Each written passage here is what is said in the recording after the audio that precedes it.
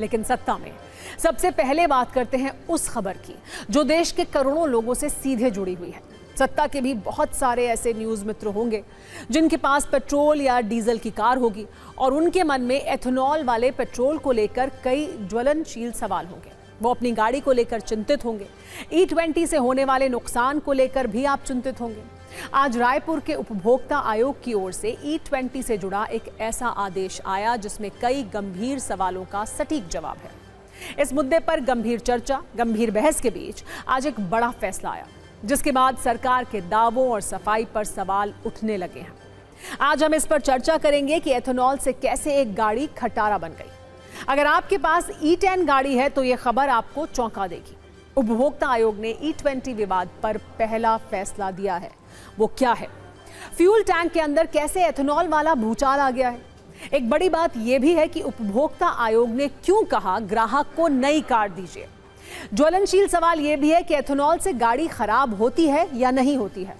एक और बड़ा सवाल, सिर्फ 17 महीने पुरानी एक कार कैसे बेकार हो गई।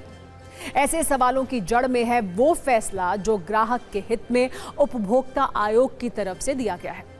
इसे भी आइए जानते हैं। रायपुर के कंज्यूमर कोर्ट ने E20 पेट्रोल पर आज एक बड़ा आदेश दिया। Raipur district consumer dispute redressal commission ने E20 पेट्रोल से गाड़ी खराब होने के मामले में अपना आदेश दिया।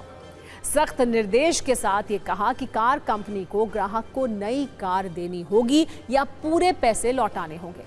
ग्राहक को उसी मॉडल की नई E20 कंपैटिबल कार देनी होगी। समय सीमा भी निर्धारित की गई है। ये कहा गया है कि 45 दिनों के भीतर ग्राहक को नई कार देनी होगी। ऐसा नहीं करने पर गाड़ी की पूरी कीमत, RTO, बीमा खर्च भी देना होगा। इतना ही नहीं, आदेश की तारीख से भुगतान के दिन तक 7% की दर से सालाना ब्याज भी देना पड़ेगा। इसके अलावा ग्राहक को हुई दिमागी परेशानी के लिए 1 लाख रुपए का जुर्माना देना होगा। कानूनी प्रक्रिया खर्च के हिसाब के रूप में 10,000 रुपए अलग से देने होंगे। अदालत ने खराब सर्विस को लेकर कंपनी और डीलर दोनों को जिम्मेदार माना है।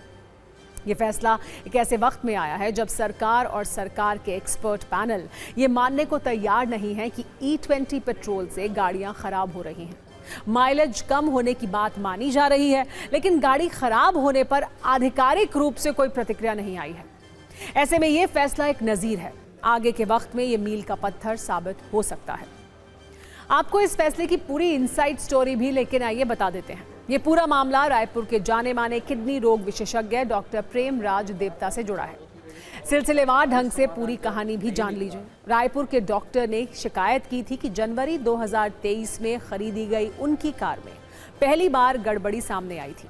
ये कहा गया है कि grand Vitara car E20 compatible नहीं थी। पेट्रोल की वजह से इंजन में गड़बड़ी देखी गई, माइलेज भी कम हुआ। ग्रैंड विटारा कार बार बार बंद होने लगी थी।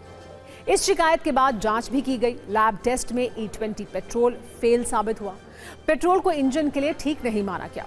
बड़ी बात यह है कि लैब की रिपोर्ट को आयोग ने अहम सबूत माना, जिसके बाद फैसला सुनाया। इस पूरे प्रकरण का सबसे अहम पक्ष ये भी है कि कंपनी की गलती की वजह से ग्राहक को भारी परेशानी हुई। कस्टमर ने कई बार पेट्रोल बदला, फ्यूल टैंक की सफाई भी कई बार करानी पड़ी, सर्विस सेंटर के लगातार चक्कर लगाए। बड़ी बात यह है कि सर्विसिंग के बाद भी समस्या दूर नहीं हुई। तब जाकर उपभोक्ता को कोर्ट में शिकायत करनी पड़ी। ये फैसला आया। उसके बाद इस पूरी स्टोरी में कंपनी का झूठ भी सामने आया। शिकायतकर्ता की ओर से यह आरोप लगाया गया है कि पहले डीलर ने बताया था कि कार दिसंबर 2023 की थी। बाद में पता चला ये कार जनवरी 2023 में बनी थी। यहीं पर आरोप यह भी है कि E20 वाला दावा कर E10 कार बेची गई थी।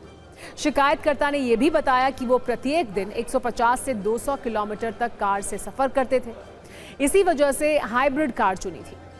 इसकी पूरी इनसाइड स्टोरी बहुत चौंकाने वाली है। कहानी शुरू होती है जून 2024 से, जब शिकायतकर्ता ने grand Vitara strong hybrid Zeta plus variant car खरीदी थी। इसके 5 महीने के बाद 11 नवंबर 2024 को अचानक कार में तकनीकी खराबी आई। ऐसा कहा गया है कि कार के डैशबोर्ड पर इंजन मैलफंक्शन का साइन दिखा था, मतलब इंजन में खराबी के संकेत मिले थे। इसके बाद कंपनी की डीलरशिप में शिकायत की गई। कंपनी ने पहली बार तो ये जवाब दिया कि कार में मिलावटी पेट्रोल डाला गया होगा, इस वजह से खराबी आई है। लंबी प्रक्रिया के बाद जांच हुई, जिसमें यह पाया गया कि गाड़ी से निकाले गए फ्यूल में नीचे की तरफ एक तरल पदार्थ जमा था। लेकिन कंपनी ये मानने को तैयार नहीं थी कि एथेनॉल की वजह से इंजन खराब हुआ है। इसके बाद डीलरशिप के कर्मचारियों के सामने पेट्रोल भरवाया गया। टेस्ट के दौरान गाड़ी 10 किलोमीटर भी नहीं चल पाई। कार हाइब्रिड मैलफंक्शन का साइन दिखाकर बंद हो रही थी। ये कहानी खुद शिकायतकर्ता ने बताई। अदालत तक इस मामले को सबूतों के साथ पहुंचाया गया, तब जाकर यह फैसला सामने आया। E20 के ऊपर मैंने कुछ नहीं किया था, मेरा इंडिविजुअलाइज्ड केस है। मेरा जो केस है ये जून 2024 में गाड़ी ख़रीदा था, तो ये जून 2024 में ख़रीदा मैं। उसके बाद नवंबर 11 को ये प्रॉब्लम आया। जैसे ही पेट्रोल गाड़ी से निकाले तो वर्कशॉप में वहाँ पे तरल पदार्थ पेट्रोल ऊपर रह गया और तरल पदार्थ नीचे रह गया, ऐसे बोतल में दिखाई दिया। उसके बाद मिलावटी पेट्रोल बताया गया ये मुझे शोरूम की तरफ से, इसीलिए मैंने वो तथ्य के आधार पर मैं जियो में कंप्लेंट लिखवाया। लेकिन जियो की तरफ से ये मेल प्राप्त हुई कि बाकी वाहनों में ऐसे कुछ दिक्कत नहीं आई है और बहुत सारे वाहनों में उस दिन पेट्रोल भरवाया गया है, तो आपका केस हो सकता है गाड़ी में कुछ प्रॉब्लम हो, तो पेट्रोल में कोई प्रॉब्लम है नहीं है। तो उसके बाद 3-4 बार गाड़ी को पेट्रोल टैंक को साफ करने के बावजूद भी ये बार बार ये समस्या दिखाई दी। कभी 60-70 किलोमीटर, 100 किलोमीटर, 150 किलोमीटर ऐसे चलता रहा गाड़ी, लेकिन बीच बीच में ऐसे ही गाड़ी बंद होता रहा। फाइनली उनके साथ एक मीटिंग भी हुआ था कि मुझे नया गाड़ी या तो दे दें, क्योंकि स्थायी समाधान नहीं हो रहा था। एक नया गाड़ी दे दें या तो उसका जो रिफंड वैल्यू है वो दे दें, लेकिन ये भी कंपनी की तरफ से और शोरूम की तरफ से बिल्कुल ही मना कर दिया गया। तो मैं एट लास्ट मार्च 29, 2025 को शोरूम में गाड़ी छोड़ दिया और उसके बाद विवश होकर मैं उपभोक्ता आयोग में अपना केस दर्ज करवाया। इस फैसले के बाद E20 विवाद से चिंतित बहुत सारे लोगों को 2 हफ्ते पहले हुई सरकार की ओर से चुने गए एक्सपर्ट की प्रेस कॉन्फ्रेंस याद आई। आपको भी याद होगा कैसे प्रेस कॉन्फ्रेंस में एक्सपर्ट ये दावा कर रहे थे कि थोड़ा बहुत माइलेज कम हो सकता है, लेकिन गाड़ी किसी भी कीमत पर खराब नहीं होगी। उन दावों पर उपभोक्ता आयोग का आज का फैसला हथौड़े की तरह पड़ा है। आज पूरे देश में उपभोक्ता आयोग के फैसले की चर्चा हो रही है। आपको बता दें कि इस तरह के केस अब और सामने आएंगे, क्योंकि E10 गाड़ियों पर जो टिप्पणी है वो बहुत गंभीर है। आज के फैसले की पूरी कहानी आइए आपको हमने बता दी है। अब जरा सरकार के एक्सपर्ट कमेंट पर भी ध्यान दीजिए और समझिए कि ये हो क्या रहा है।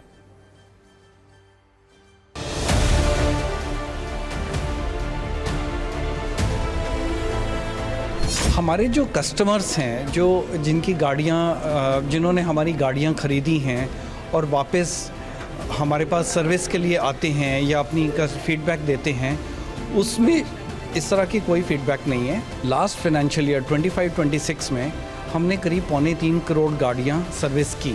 उसमें से करीब 1.5 करोड़ गाड़ियाँ ऐसी थीं जो 2023 से पहले मेड एंड सोल्ड थीं या 3 साल पुरानी गाड़ियाँ हैं। इन 1.5 करोड़ गाड़ियों में हमें ऐसी कोई प्रॉब्लम नहीं नज़र आई जो कि हम E20 फ्यूल की यूजेज की वजह से हम एट्रीब्यूट कर सकें कि उसकी वजह से कोई ख़ास इशू है।